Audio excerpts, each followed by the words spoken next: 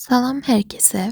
Bu gün süfrələrinizə çox yaraşacaq, həm dadlı, həm də olduqca yüngül bir salat hazırlayırıq.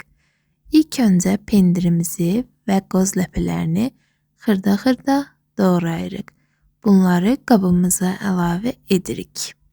Daha sonra keçirik yaşıllığa.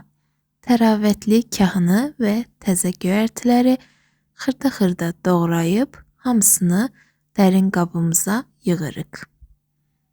İndi isə qaynadılmış yumurtaları halqa şəklində kəsib salatımıza əlavə edirik. Sıra gəldi dadın sirrinə. Üzərinə biraz limon şirəsi gəzdirir, təmiz zeytinyağı əlavə edirik. Vizual olaraq göz oxşasın deyə biraz çörək otu səpirik.